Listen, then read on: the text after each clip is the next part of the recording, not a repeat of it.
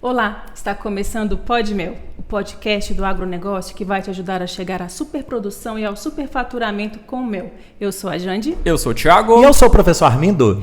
E no episódio de hoje a gente vai falar sobre um tema que é muito importante, sobre qual a melhor região do Brasil para a superprodução de mel. Qual será a Qual melhor será, hein? região? Será se é a sua região aí, hein? Rapaz, tô achando que é a minha. aqui. Será que é a sua, Jandi? Não, vamos lá. Só que antes de mais nada, é interessante a gente explicar o que é a superprodução de mel, professor. É verdade. O pessoal tem dúvida, né? Do Verdade. que é superprodução de mel. Verdade. Tem gente que acha que superprodução de mel é o total da produção de um país. Isso não é superprodução de mel. É apenas o total da produção. Tem gente que acha que é o total da produção do apiário. Isso também não é a superprodução. A superprodução, ela remete à ideia daquilo que você produz por colmeia em um ano inteiro de 12 meses. Ou seja, a produtividade por colmeia. Isso sim é a superprodução de mel. Quando a gente pega, né, a média nacional, que é calculado pelo IBGE, o IBGE todo ano ele calcula a média nacional de produtividade de mel do país. Ah, professor, mas ele entrevista cada apicultor? Não. Ele faz o cálculo por estimativa. Então ele levanta ali a entrevista ali com aqueles produtores rurais, aqueles que produzem mel, e em cima daquela média do que é feito de produção de mel, ele faz uma estimativa daquilo que existe de produtividade em cada região. Então o IBGE ele encontrou a média de produtividade de mel no Brasil, que gira na casa de 15 a 18 quilos de mel por colmeia ano. Ou seja, uma única colmeia de abelha produzindo de 15 a 18 quilos de mel por colmeia ano. Ué, professor, mas isso é mel demais, velho. E esse dado é atualizado? Porque dados atualizados. Porque eu lembro que meu pai dizia que ele tirava, quando ele abria um cupim, ele tirava 5 litros de mel. Se o Brasil está produzindo 15 a 18, então está produzindo 3 vezes mais do que o meu pai que tirava mel do meio do mato. É verdade. Se a gente imaginar por essa ótica, o Brasil ele tem uma produtividade 3 vezes ao meleiro que está no meio do mato. Só que isso ainda é nada, né? Porque quando a gente pega países aí, tipo Estados Unidos alcança 50 quilos de mel por colmeia ano.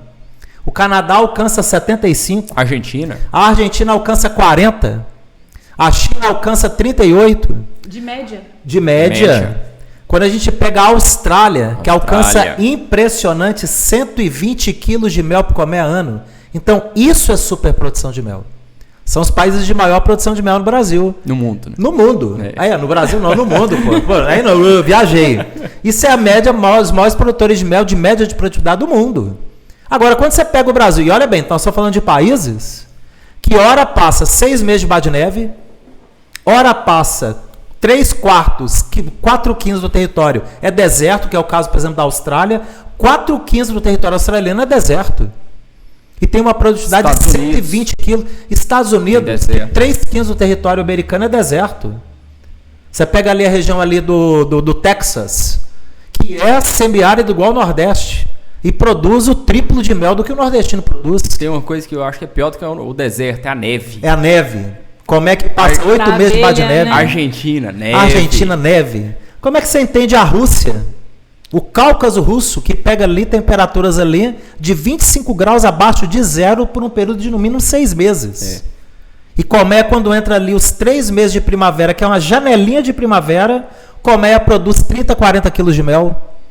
E o Brasil, que tem flor 12 meses do ano, que tem calor gostoso o tempo todo, que chove o tempo todo, que tem um ambiente propício para produzir, não é 15 quilos de mel, é 250 quilos de mel, e a gente fica aqui patinando em 15 a 18. Mas a gente tem visto, professor, que o brasileiro ele tá entrando na apicultura assim, de forma mais profissional tem poucos anos. Assim, tem poucos. Ali eu falo pra você que a maioria não entrou ainda não. Não, mas a gente conta no dedo, né, Thiago? A gente tá querendo que o povo entre, né? A gente quer que o pessoal entre, né? A própria apicultura no Brasil é muito recente, né? Muito nova, né? Muito a gente nova. até discutiu isso, né, Jandi? Foi no tema do nosso Podmel de semana passada. A história da apicultura no Brasil, né? A gente estava aqui com a Tamires aqui, que deu uma aula de história apícola pra nós. Eu vi, eu assisti. Foi top aquele episódio. O pessoal que não viu aí, ó, gente, entra aí, ó. Entra aí na nossa playlist aí dos nossos podcasts aí. Pegar a história da apicultura no Brasil. Foi muito legal, né, cara? Várias coisas também sobre apicultura. Sobre apicultura também, foi top, né? E vamos falar agora de Brasil, então. O que vocês me falam sobre as vantagens, então, de se se produzir mel no Brasil? O que é que a gente tem que pode chegar a uma superprodução? E um ponto bem interessante. Há pouco tempo atrás, na Pimôndia, professor, o mel brasileiro foi novamente eleito o melhor mel do mundo. 5ª vez consecutiva. Pois é, então o mel do Brasil é tão bom, o mel tão puro. Um congresso que acontece a cada 2 anos. Então o Brasil defende esse título no mínimo há 10 anos. Título de melhor mel do mundo. Ou seja, você falou que o clima é muito favorável, né? Tem vegetação. Vegetação é favorável. Tem E a abelha? água. A abelha ajuda também nisso, professor? A abelha também ajuda nisso, que nós temos a nossa abelha africanizada, que também foi tema da nosso pó de mel da última quinta-feira, onde a gente falou ali, né, sobre a questão ali da chegada da abelha africana, que deu origem à nossa africanizada, que é resistente à doença. Então isso aí colocou o Brasil numa posição competitiva à frente do mundo inteiro. O Brasil é o maior produtor de mel orgânico do mundo. Apesar de produzir só. Apesar de ter uma produtividade tão baixa. Só que são muitas colmeias. O Brasil tem colmeia demais. O Brasil tem em torno de 3.500.000 colmeias. Cada uma com uma média de produção aí de 15 a 18 quilos de mel. Que dá a nossa produção aí na casa aí das 51 mil toneladas. Né? Ou seja, 3.500.000 colmeias, cada uma produzindo um pouquinho. Você já pensou, Thiago, se 3.500.000 colmeias produzisse aí a média da superprodução, que é 60 quilos? Aí ninguém segurava o Brasil, não. O Brasil atingia aí 200.000 toneladas por ano tranquilo. Mas me diz uma coisa. A gente pode lançar isso como desafio, hein? Nós temos que lançar isso como desafio. Mas por que o Brasil tem tantas qualidades boas e a produção é tão baixa? Aí entra aquilo que o professor Armil já ficou até careca de falar. Falta manejo, né, Thiago? Falta conhecimento. Falta conhecimento para poder adotar o manejo correto nas abelhas para fazer a superprodução de mel. Porque o Brasil favorece em qualquer canto do país 8.511.964 km². Rapaz, 5º maior país em extensão territorial do planeta. Com condição de produzir mel de ponta a ponta desse país. Que país que tem isso? O Canadá é o país de 2ª maior extensão territorial. Mas só dá condição de produção de mel no quê? 1/5 do território, porque o resto é neve. Neve 9, 10, 11 meses do ano. E não é uma vantagem só na apicultura, né? Todo tipo de alimento, o Brasil é perfeito para produzir. Você imagina, um país que tem condição de produzir mel, tem condição de produzir grão, tem condição de produz de origem animal. E tem espaço ainda. E tem espaço tem pra natureza. Produzir. O Brasil já alimenta 1/4 da população do mundo. É verdade. Pensa bem, nós já alimentamos 10 vezes a população do Brasil. Nós já alimentamos. Então isso é fantástico. E a gente tem espaço ainda para dobrar o plantio, dobrar a produção e ainda tem espaço de melhorar a produtividade daquilo que já existe de área produtiva. E conciliar tudo isso com a apicultura. Diz que não é incrível, Jandileide? Eu acho. É demais. Eu acho. E o interessante é que a gente consegue aumentar muito a nossa produção, que hoje, a produção hoje é de 15 a 18 quilos, então você pode chegar a 60, você vai aumentar aí o que? Já... 4 vezes. 4 vezes. Pelo menos 4 vezes. Sem precisar ter mais território. Sem precisar ter mais passapícola, somente com manejo, somente... Eu falo para você até o inverso. Que eles estão aumentando as áreas de pasto apícola. Como assim, professor? O que a gente ouve falar é que eles estão derrubando floresta. Gente, cuidado com as fake news. Se tem algo hoje que você chega dentro do estado de São Paulo, todas as áreas de São Paulo, qual que é a principal atividade do agro lá? Cana. Todas as usinas de cana hoje estão reflorestando as áreas de preservação permanente. Todas as áreas de mata ciliar. Nós estamos falando de 20%. 20% de todo o território voltado para a agricultura no estado de São Paulo está sendo reflorestado.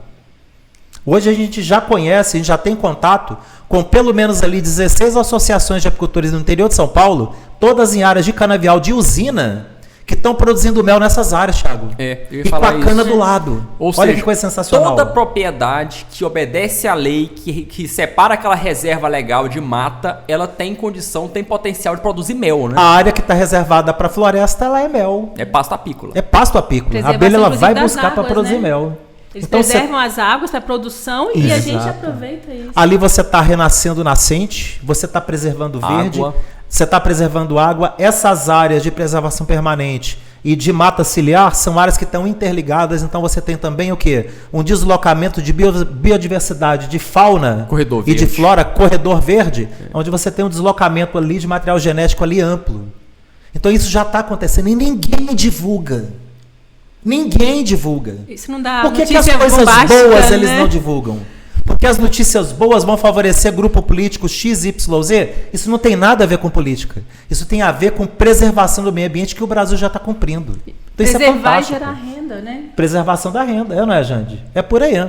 Tem muita coisa bacana, Tiagão, que tá vindo aí. A apicultura tem espaço demais, cara. Só falta o produtor rural enxergar isso e saber que onde ele planta cana, ele pode criar abelha. Onde ele planta soja, ele pode criar abelha. Onde ele cria boi, ele pode criar abelha. Verdade. Então é bacana demais isso. Verdade. Não é? É. Vocês acham, assim, para a superprodução de mel no Brasil, qual a influência dos biomas nisso? Qual a vantagem Gigante, de cada né, Thiago? bioma? Gigante. A pergunta é muito boa porque a turma realmente tem dúvida, realmente. Quando você pega aí, por exemplo, o Brasil, ele não tem só um bioma. Se a gente imaginar, por exemplo, a Europa ela tem um bioma que ele é dominado por plantas da espécie Populus álamo. O que é o Populus álamo? É o famoso pinheiro de araucária. Ele está presente em quase toda a extensão do território europeu. Você encontra ali o Populus álamo. Quando você chega na Ásia, você encontra o Populus nigra, que também é uma espécie de pinheiro que é do mesmo gênero do Populus álamo, mas é pinheiro também. Estados Unidos é presente muito Populus álamo. No Brasil tem Populus álamo. Quando você chega na região sul do Brasil, Paraná, Santa Catarina, Rio Grande do Sul, você encontra pinheiro de araucária. Bati papo aquele dia com o Petri Chui, sul de Minas. Olha bem, ele nem está no sul do Brasil. Ele falou, Armindo, aqui nós temos vegetação aqui. Nós temos vegetação aqui de Mata Atlântica do sul do Brasil. Aqui a minha mãe e meu pai aqui, que são aqui naturais aqui dessa região aqui do sul de Minas, eles contam aqui que aqui tinha vegetação de pinheiro de araucária aqui no sul de Minas. Então olha bem que coisa sensacional.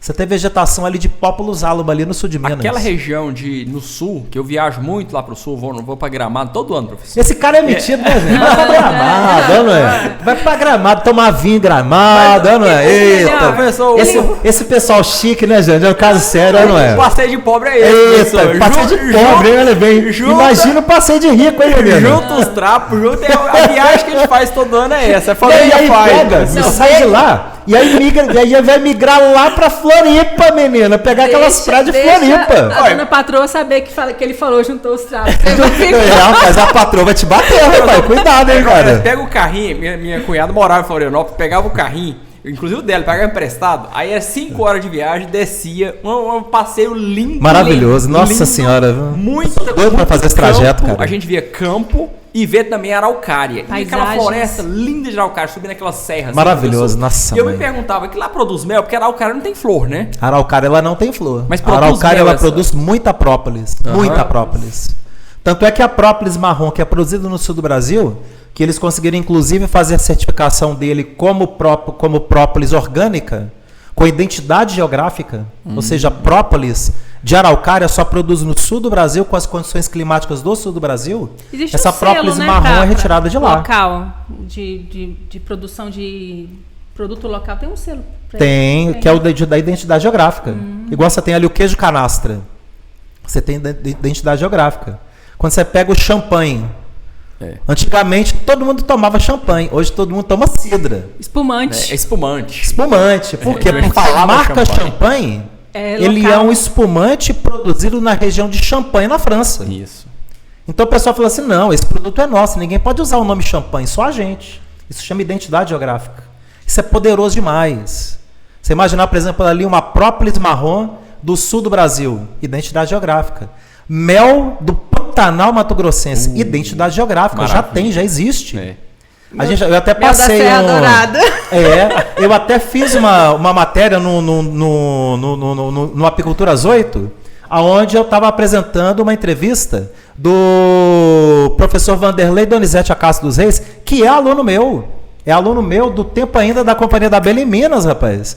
O Vanderlei, ele fez parte desse projeto do Selo de Identidade Geográfica do Pantanal. E ele deu uma entrevista, uma matéria, ele trabalha na Embrapa Pantanal, em Corumbá, e fez parte desse selo de identidade geográfica. Você imagina, no Pantanal, é um produto que você pode colocar autorizado pelo Ministério da Agricultura, mel do Pantanal.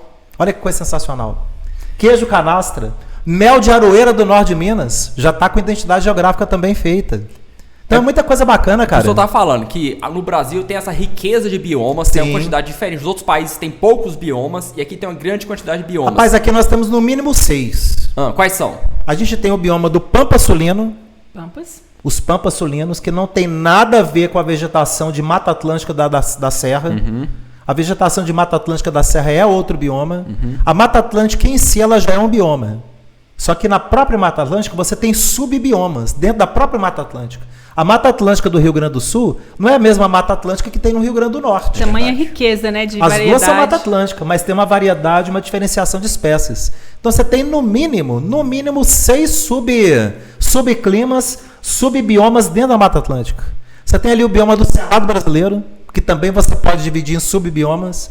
Você tem a vegetação, você tem o bioma da Floresta Amazônica, que você também pode dividir em subbiomas. Então você tem uma quantidade gigantesca. O Pantanal Mato Grossense, que é um subbioma dentro do Cerrado.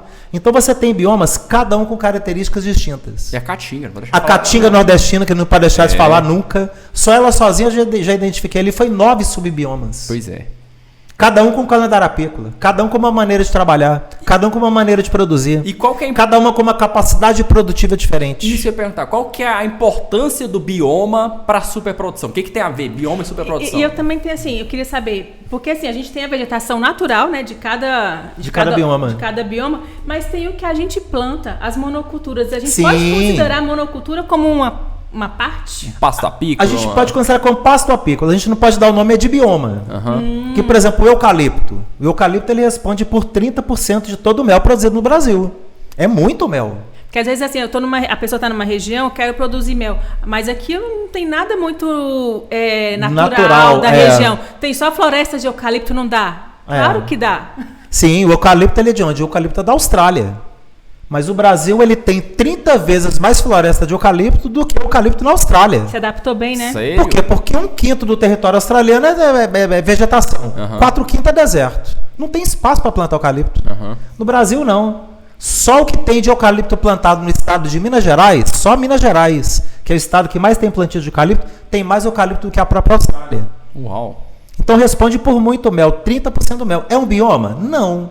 Que não é nativo daqui, mas é uma vegetação presente. É um pasto apícola considerável, que adaptou muito bem ao Brasil, assim como a abelha africanizada também adaptou ao Brasil e que teve um encontro perfeito do eucalipto com a africanizada. Superprodução de mel. Olha que coisa fantástica. Fantástico mesmo. Fantástico. Agora o bioma em si, pensando no bioma natural, você tem cada bioma com potencial de produção de mel.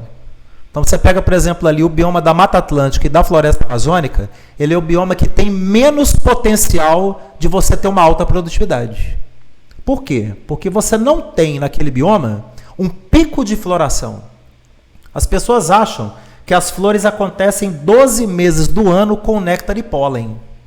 Isso realmente é uma verdade. 12 meses do ano em qualquer bioma, você tem o quê? Você tem vegetação com flor, com néctar e pólen, com condições da abelha coletar. Mas ela coleta 12 meses do ano? Não. Por quê? Porque quando você tem um período de chuva, nos biomas todos no Brasil, exceto o semiárido, vou falar daqui a pouco a parte dele, todos os outros biomas, ele depende de ter um clima de sol. Para o pólen, ele está viável para coleta e o néctar eliminar o quê? Ele liberar o quê? Odor para atrair o inseto polinizador. É como se a chuva lavasse a flor. A chuva lava o néctar e desnatura o pólen. Então a planta tá verde, tá com néctar, a flor tá bonita, tem pólen, mas o pólen está desnaturado e o néctar está lavado. Então você não encontra ali uma condição da abelha coletar. Então a abelha passa fome. Então superprodução depende, além do bioma, também tem... Da condição de clima. Isso, da condição de clima. Então o que acontece, por exemplo, na Mata Atlântica? A Mata Atlântica, por exemplo, esse ano, os últimos 2 anos enfrentou uma seca grande. A região de Mata Atlântica, principalmente do sul do Brasil, teve quebra de safra forte. Verdade. Já nesse ano está o inverso.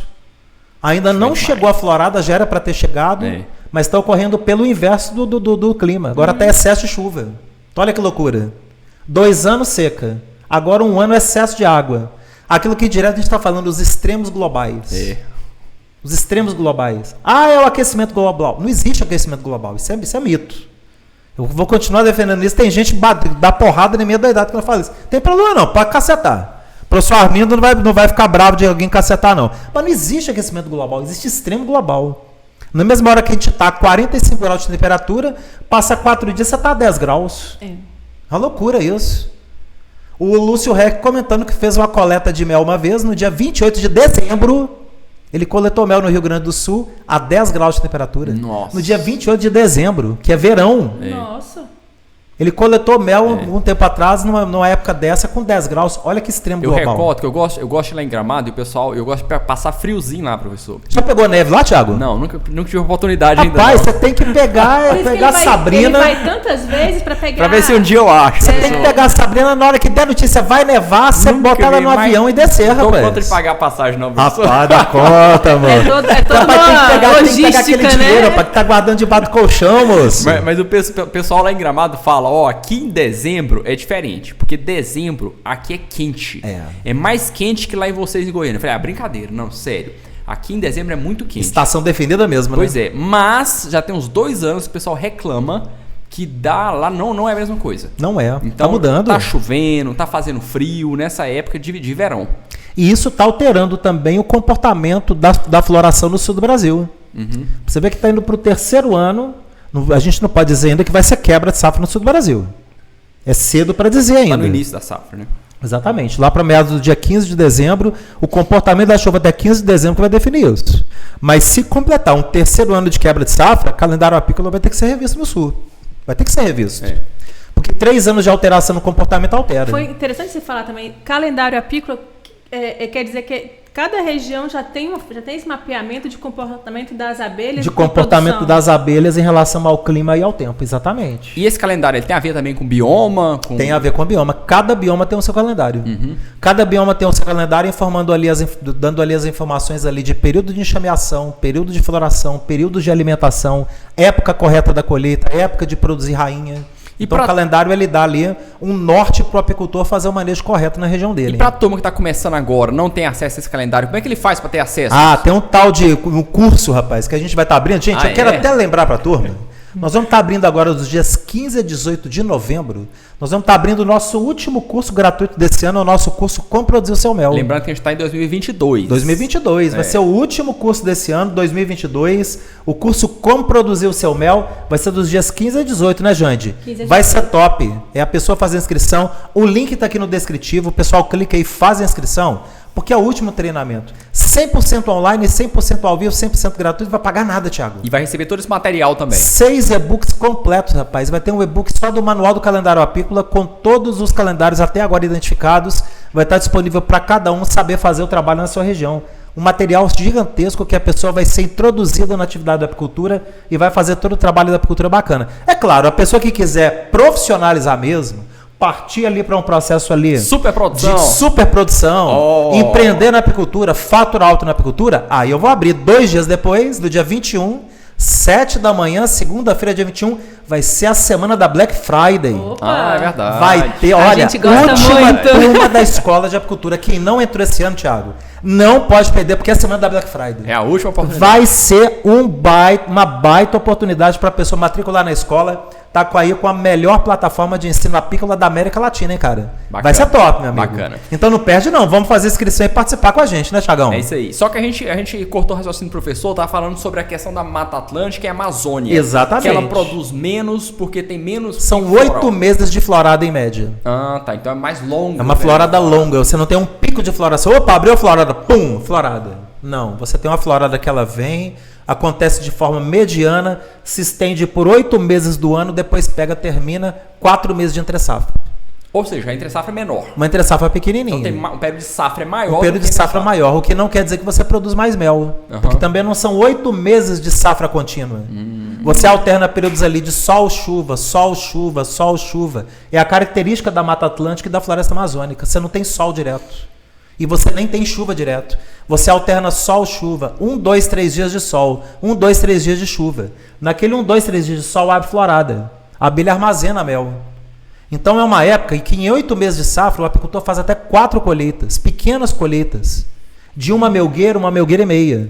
No final ali de 8 meses de safra ele apura ali um volume de 4 a 6 melgueiras por colmeia produzida de mel. Quando você já pega outras regiões, como o Cerrado, por exemplo, e o semiárido brasileiro... Você já tem aí épocas de safra que variam de 4 a 6 meses com pico de floração. Você não tem 8 meses de florada. Você tem de 4 a 6 meses de florada, mas é muita flor ao mesmo tempo. Sim. Então você pega, por exemplo, o semiárido nordestino, que você encontra ali um volume de flores que dá em torno de 600 a 800 flores por metro quadrado. Uma única árvore de Jurema preta que dá em torno de 2 milhões de flores, uma única árvore. Então pensa, é algo que é único, só o Nordeste tem isso. Você encontra outras árvores que dão isso, uma árvore de eucalipto também dá. Tanto é que o bioma do semiárido, em termos de volume de produção de mel, de potencial de produção de mel, ele equivale ao eucalipto. É como se fosse o pasto apícola de eucalipto. É como se fosse um pasto apícola de eucalipto. Só que o eucalipto não é nativo do Brasil. Exatamente. Então, para você ver o volume de mel que o eucalipto dá, é muito grande. Então, em termos de bioma nativo do Brasil, o semiárido ele fornece uma quantidade gigante de flores. A mesma coisa o Cerrado Brasileiro. O Cerrado Brasileiro, quando ele abre floral ali a partir do mês de março até outubro, tem de 70 a 90 plantas que florescem. Quando você tem ali as épocas de julho a setembro, que é o pico da floração, você tem ali 5 plantas principais do cerrado que respondem pelo grosso da produção do mel do cerrado, que é o açapeixe, o cipaúva, o angico, a lixeira e a sucupira. Então você tem essas 5 plantas que são as principais, dá um volume de mel gigante também. Exatamente. Responde pelo grosso do mel da gente aqui no Centro-Oeste.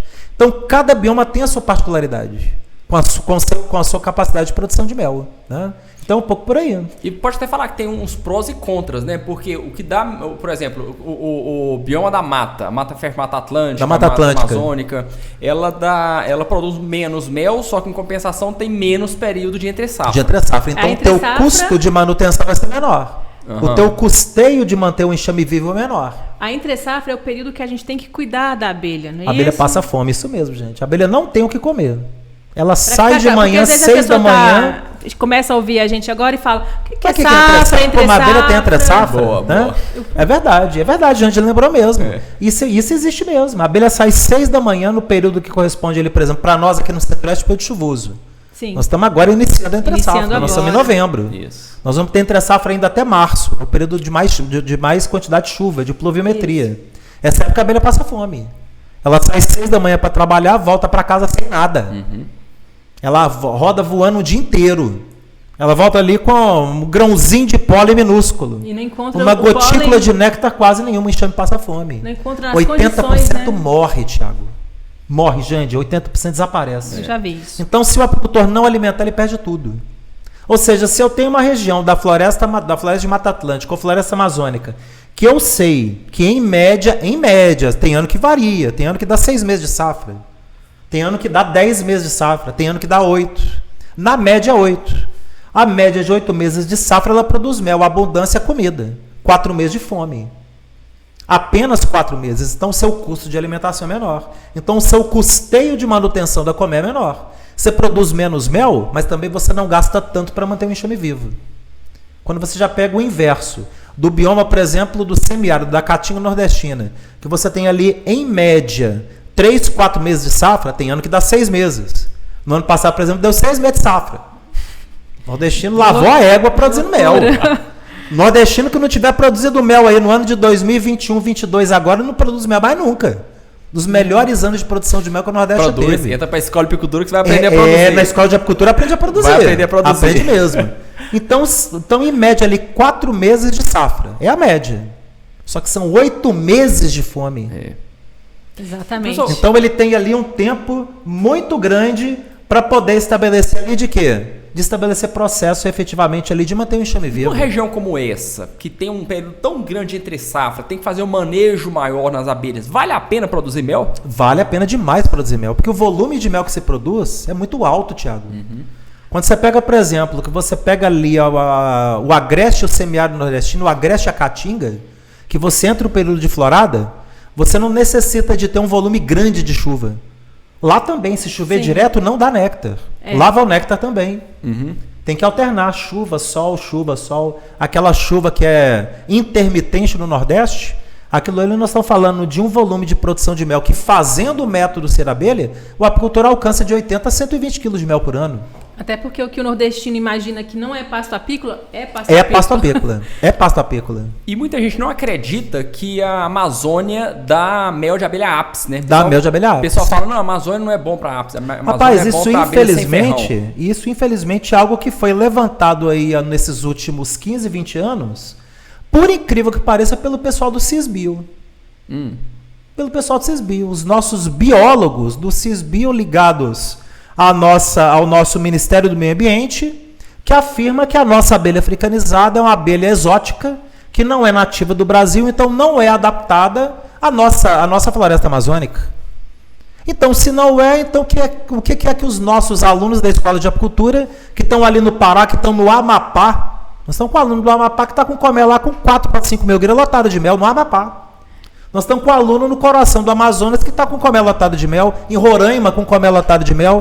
Então, será que eles estão fazendo macumba nessas abelhas? Deve ser, né? Estão fazendo superprodução. Estão fazendo superprodução. Então, a gente pega esse pessoal, a gente vê que nesse ponto, e aí a gente tem que bater. A gente vê que nesse ponto são pessoas que sofreram ideologia. Ideologia. Não, tem que tirar esse animal daqui porque ele prejudica o meio ambiente, porque esse animal não é nativo daqui, que esse animal mata a abelha sem ferrão. Olha as mentiras que vão levantando. Aonde que a abelha com ferrão mata a abelha sem ferrão? A gente tem aí o Tainan Araújo, que está aqui no Goiás, aqui. Tem ali colmeias ali de abelha sem ferrão, do lado da Conferrão. O apiário Nova Era, que é um apiário meliponário. Sobre essa questão da abelha abelha com ferrão matar a abelha sem ferrão, tem uma semana ou duas mais ou menos que eu conversei com um colega, apicultor também, lá no Café com Mel, professor. Inclusive, Café com Mel, gente, todo dia, 9 horas da manhã, lá no Instagram. Isso, logo depois do Apicultura às 8, eu faço o Apicultura às 8 de 8 às 9, o Thiagão entra às 9. Professor no YouTube, lá e o Thiagão no Instagram. E eu no Instagram, 9 horas da manhã. Aí lá a gente conversa com o pessoal, bate papo com a turma, e eu conversei com um colega lá, professor, que ele falou que perdeu o enxame de abelha apis agora na entre safra para Jataí. Para Jataí. Para Jataí. A Jataí invadiu. Eu achei impressionante isso. Mata. A pequenininha. Gente, é o Pinty matando o Pitbull, literalmente. Literalmente. A Jataí deu pau na Se você tem um enxame de Jataí, 3 mil abelhas, e você tem um núcleo, é claro que não é um enxame de 100 mil abelhas o que matou. Na entre safra, o enxame mais fraco. Um enxame ali mais fraco, ali de 3 mil abelhas de apis. A Jataí invade a apis e toma apis. Ela mata a apis. Ela gruda o sistema bucal dela, né? Ela trava o sistema bucal dela na pata anterior da apis e fica ali segurando. A abelha não dá conta de voar. A apis não dá conta de voar. Ele perdeu a apis. E ela fica segurando ali 1 dia, 2 dias, 3 dias, 4 dias, até matar a apis. Mata a apis de fome e de sede.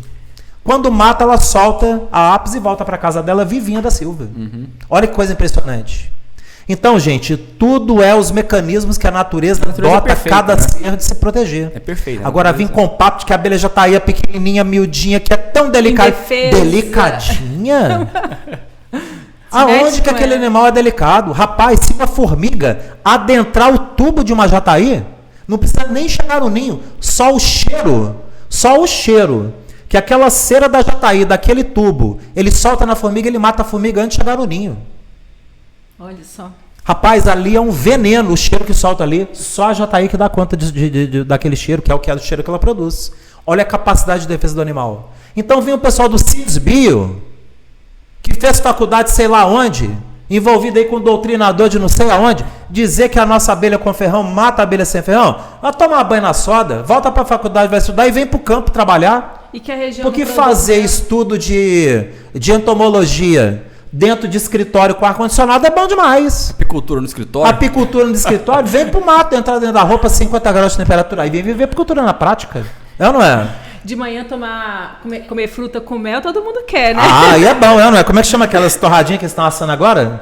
Waffles. Waffles com mel. Assar waffles, depois colocar o melzinho, comer. Ali é bacana demais da conta. Agora vir pro meio do mato enfrentar 50 graus de temperatura. E vale a pena, professor, produzir mel no Amazonas? Rapaz, eu tava pensando nisso aqui agora. Rapaz. Os alunos que estão lá, professor, já tem um marketing pronto. Não é? Isso que eu ia falar. O mel do quê? Gente, mel da Amazônia, gente. Moço, mel da Amazônia. Deu até vontade de... Só falta uma coisa. Isso aí a gente deixa como dica para a apicultura do norte do Brasil. Entram os apicultores da Escola de Apicultura, que é um pessoal já informado, que sabe da importância de você referendar uma marca, de você criar uma marca forte. Juntar a apicultura aí do Pará, do Amazonas, Rondônia, que está crescendo demais, né? Roraima, que está crescendo, os estados todos. Juntar o pessoal das federações de apicultura, chamar o Instituto de Pesquisa e fazer o quê? O selo de identidade geográfica da Amazônia. Fantástico. Mel da Amazônia, esse nome tem que criar uma identidade geográfica. Não criou do Pantanal? Mel do Pantanal? Cria o selo de identidade geográfica da Amazônia. O IG da Amazônia, mel da Amazônia. Nossa. Você poder botar isso no rótulo, autorizado pelo Ministério da Agricultura e patenteado pelo INPI. Pensa. Maravilha. É um trem de louco. Ou seja, quem estiver dentro daquela área geográfica pode usar o nome. Pode usar o nome.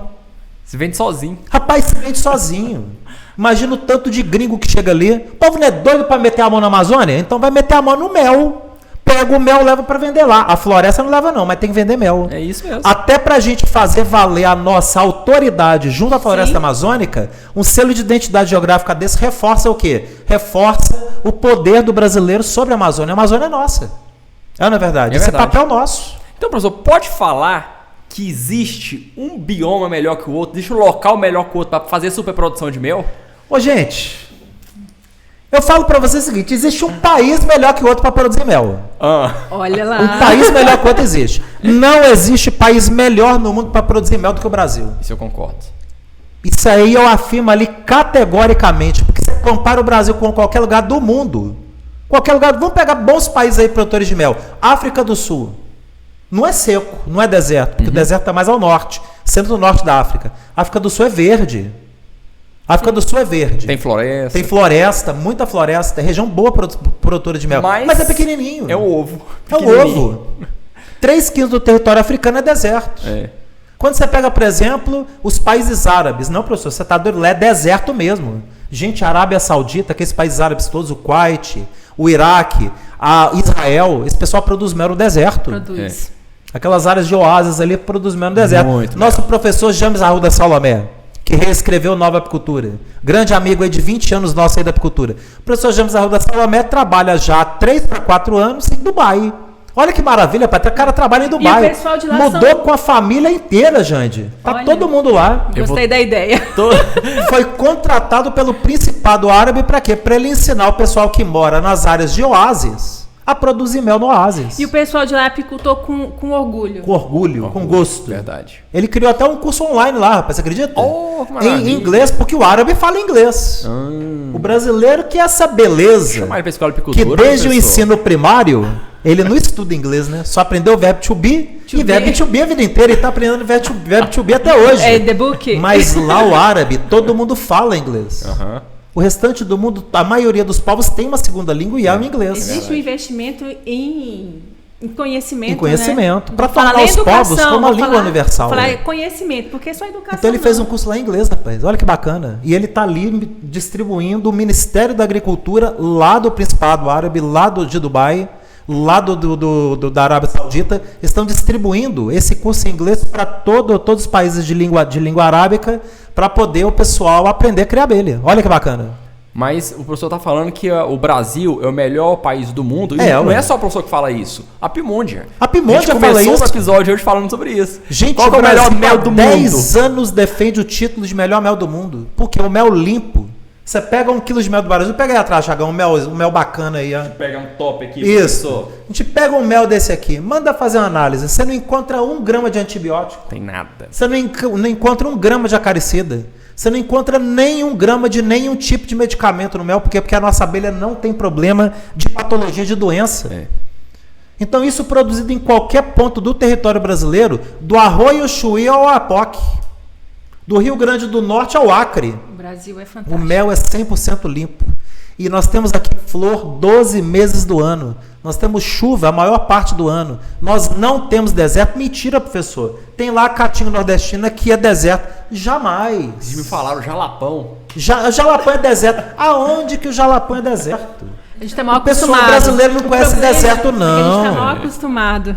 A gente habituou a falar mal do Brasil. Exatamente. A gente tem que falar mal de político. Político, você conta no dedo o outro que presta, né, Thiago? Mas o resto, pelo amor de Deus.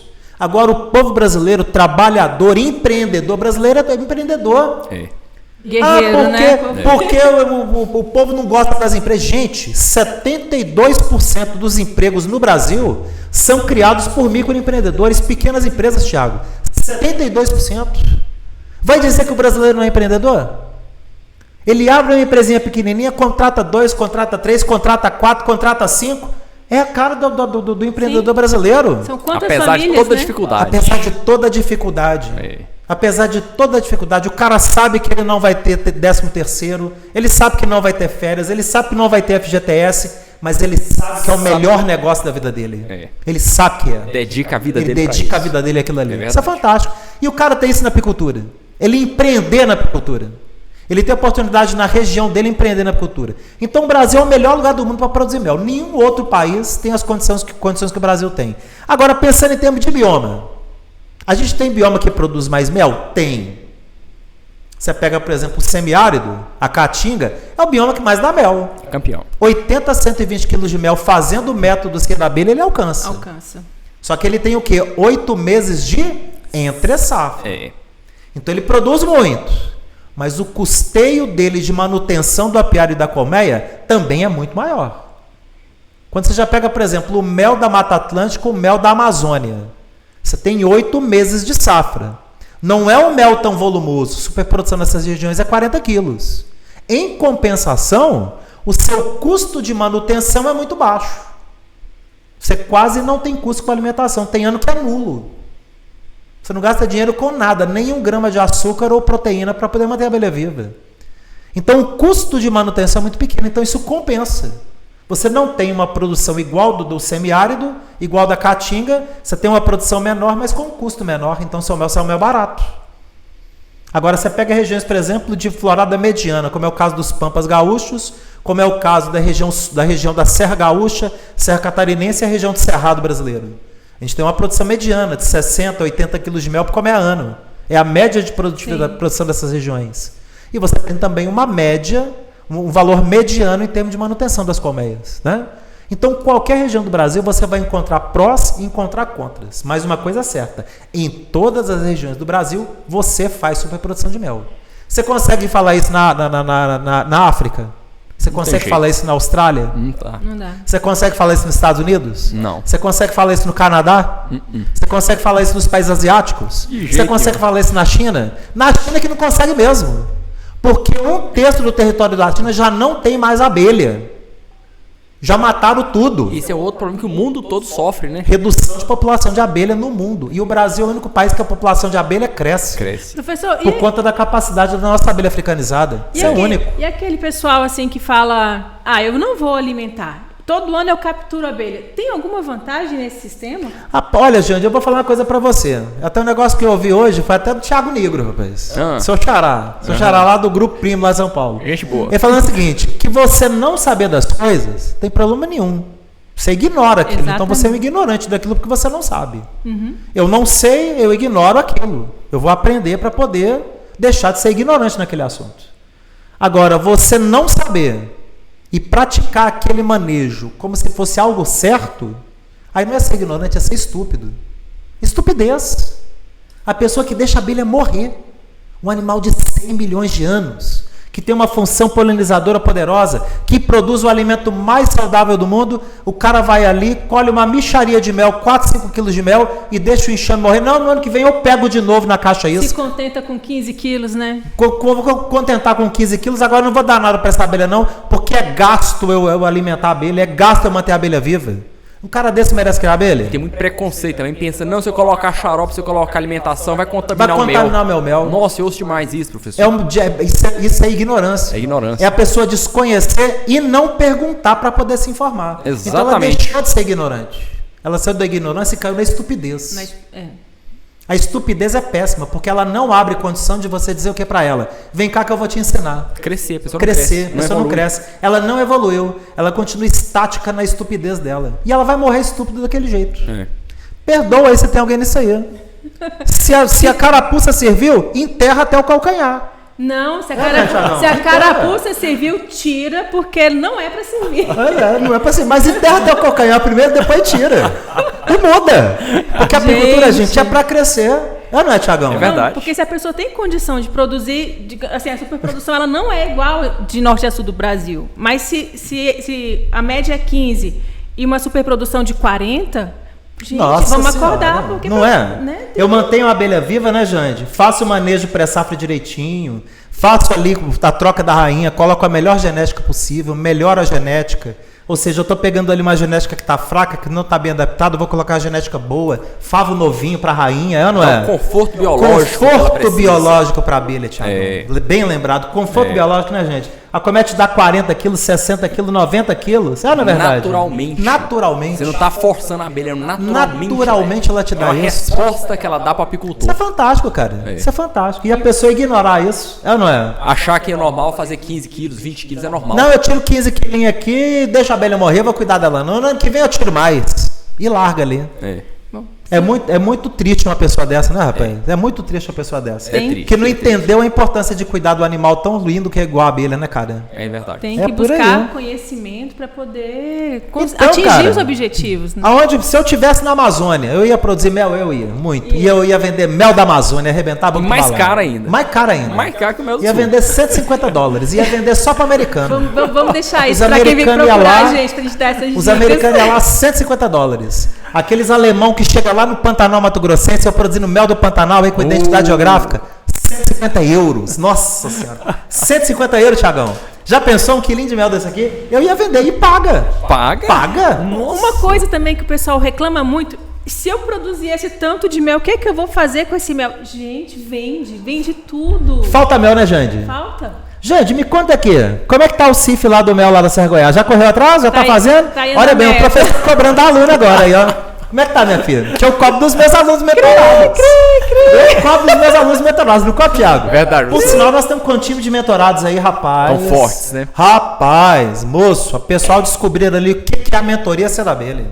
Vai muito além da escola. Quem tá demorando que quer fazer grande aí... projeto mesmo, fazer a coisa acontecer, Thiago, vai sair um time de baitas empreendedores apícolas aí, é com o sifão do mel na mão, igual aquele da Cia da Abelha. Podia trazer a turma pra fazer um pó de mel com a gente. Nós temos que trazer um pó de mel com esse pessoal, rapaz. Só esperando sair ali, ó, o selo de cada um de um já saiu, já tá pronto.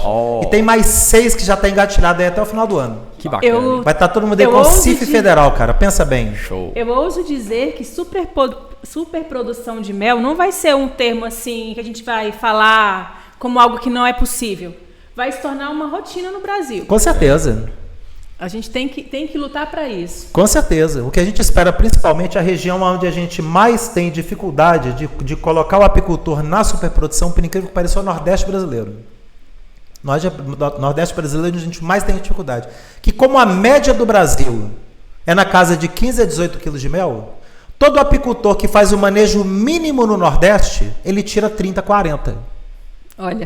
Manejo mínimo que eu falo é dar uma gotinha ali de 3 litros de xarope num período ali de 2 meses antes da safra do mel, ele dá um reforcinho de população de abelha na colmeia, a colmeia já faz 40 quilos, 30, 40 quilos. E 50? Então ele acha que isso é mel. 50 quilos de mel no Nordeste não é superprodução. Não é superprodução. É obrigação. É obrigação. Então a gente conta ali, os apicultores do Nordeste ali que fazem a superprodução de mel, são poucos. Por quê? Porque o apicultor nordestino, ele se contenta com pouco. Ele se contenta, na apicultura isso não pode caber para o apicultor nordestino. Ainda se contenta com pouco. Ele precisa enxergar que ele tem a atividade que é a redenção financeira do Nordeste. Sim. Redenção financeira do Nordeste não é Auxílio Brasil, não é Bolsa Família. Redenção financeira do Nordeste é apicultura, trabalho, produção. O cara correr atrás, o cara ali protegeu a caatinga nordestina, ele protegeu o agreste, ele mantém aquela vegetação que é o bioma que tem mais flor no mundo. Está faltando esse apicultor nordestino, ele se tornar um empreendedor. A apicultura ele já é. Mas está faltando ele se tornar um empreendedor, ele acreditar que isso aqui vale, não é um Auxílio Brasil, não. Isso aqui vale 1.000 Auxílios Brasil em uma única colheita de mel. Exatamente. 1.000 auxílios. E ele não pode se contentar com um auxílio. Ele tem que enxergar que a apicultura é a redenção financeira do Nordeste brasileiro, para ele nunca precisar depender de bolsa de governo. Mas alunos prêmios estão chegando aí, professor. Não, e tem muita gente boa, rapaz. Muita gente boa no Nordeste, muita gente boa. Que tá trabalhando firme. Rapaz, já tô aqui marcando aqui o professor Felipe Lemos lá do Ceará, rapaz. Ele já me chamou aqui no Skype. Nós vamos fazer um bate-papo de 3 horas da tarde aí um dia desse, rapaz. Bacana. Já pensou? Professor muito Felipe Lemos do Ceará, rapaz. Muito bom. Aquela terra ali aonde o... Como é que chama? A Jurema Preta preta some no horizonte. E não adianta querer trazer a Jurema preta para outras regiões não, né, professor? Não, Jurema preta só... Até dá para trazer, mas não dá, né? Não dá resina, é só lá. Porque, às vezes, eu vejo muita gente comentando assim, o que vai dar mais mel? Aí pega uma planta de uma região e quer trazer para outra. A gente também não funciona assim. Não funciona, não é assim que funciona. Quem tem agora a Jurema preta, produz Jurema preta. Eu fiz um bate-papo, isso já foi no Instagram. Eu fiz um café com mel uns dias atrás no Instagram, e aí quem entrou foi Edivaldo Pacheco. Edivaldo Pacheco identificou a própolis vermelha, o rabo de bugio. Sim. Fizemos ali 40 minutos de bate-papo, rapaz. E parte da família dele aqui de Brasília. Ele trouxe 50 pés do rabo de bugio aqui para Brasília. Trouxe 50 pés e aí pegou umas estaquias e furou o tronco do rabo de bugio para soltar resina. E funcionou. E botou um apiário com 5 metros próximo desses rabos de bugio. Puxou própolis vermelha de rabo de bugio. Aqui em Brasília. Olha que coisa de louco. Você tá doido, Edivaldo? Armindo, deu certo. Eu tô atrás de alguém que possa investir para a gente poder plantar. É uma área de pelo menos umas 10 mil árvores para poder testar uma produção de própolis vermelha no centro-oeste brasileiro. Que bacana. Olha bem o que o cara fez, rapaz. O bicho é loucão. Quando eu falo que apicultor tem um parafuso a menos, todo apicultor tem. E ele fez isso, rapaz. A gente tá precisando de gente Nós estamos precisando de gente assim. Olha os loucos, gente. Mas olha que bacana que o cara fez, rapaz. Olha que bacana, Edivaldo Pacheco. Foi aluno meu, rapaz, no curso de própolis em 2004, lá na Toca dos Buacos. Quando ele tem ideia, chama de louco. Daqui 2, 3 anos, a ideia é genial. A ideia sua foi genial, não é? Levar 10 mil árvores de rabo de bugio e furar o tronco pra abelha coletar resina. Olha que fantástico, cara.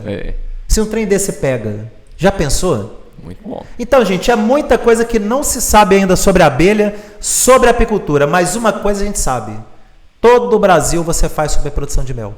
Todos os biomas você faz superprodução de mel. Você tem uma chacrinha, tem um sítio, tem uma propriedadezinha rural, aquele seu avô, sua avó, seu pai, sua mãe, seu tio, sua tia, seu primo, sua prima, tem uma chacrinha lá no interior e você mora na cidade, cria abelha. Vem para o nosso curso, não é, Tiagão? É isso aí. Nosso treinamento, como produzir o seu mel, 15 a 18 de novembro. Esse vai ser top, gente, porque vai ser dentro da Black November, é ou não é? É verdade. Dentro da Black November. E a última do ano. E a última do ano. Também. Depois nós vamos abrir na semana da Black Friday as matrículas para a escola de apicultura. Esse vai ser top, Tiagão. Quando a turma vê a ofertaça para a turma entrar para a escola, diz se o pessoal não vai entrar. Se o cara não entrar, o cara é doido mesmo. É verdade. É ou não é verdade? Tem que entrar. Até porque novembro é aquele mês que você já começa a fazer a listinha planejando 2023, né? As metas para 2023. Coloca lá na sua meta. Superprodução de mel. Empreender na apicultura. É ou não é? Constituir um negócio novo. Provar que a gente é possível. Provar que é possível. É possível. Provar que cada um é dono do seu futuro. Fantástico. É ou não é? Fantástico. Independência. Independência. Isso aí que é o nome. É ou não é? Nunca o brasileiro teve tão sedento disso e nunca o brasileiro teve tanta consciência disso, de que é possível. Coloca como meta. E de que o futuro dele está nas mãos dele. De mais ninguém. Não é verdade? É isso aí, professor. Top demais, né? Muito Topíssimo. bom. Valeu? Valeu demais. Gente, digam pra gente aí, conta no chat aí quem que gostou aí desse Pó de Mel. É pra deixar like agora, hein? A gente não quer encerrar isso aqui sem ter aí, ó, o dobro de likes aí que a gente tem aqui agora do pessoal que tá assistindo, não. E vamos rumo tem que deixar like, rumo à superprodução, né, Tiagão? É isso aí, professor. Tamo junto aí, pessoal. Vamos contar com a gente aí, vamos mandar brasa. Amanhã, 8 da manhã, apicultura às 8. Isso. Às 9 da manhã, Café com mel. No Instagram. Top demais. E às 3 da tarde de amanhã, mais entrevista aí com alunos. Verdade. Consultoria do professor Armindo, 3 da tarde. Gente, agora é o dia inteiro. Agora canal Cia da Abelha e o Instagram Cia da Abelha é o dia inteiro, né, Tiagão? Só não faz superprodução quem não quer. Só quem não quer, porque informação a gente deixa aqui. Tamo junto, pessoal. Valeu, Jande. Valeu, Tiagão. Abraço. Até a próxima, pessoal. Tchau, tchau. Obrigado.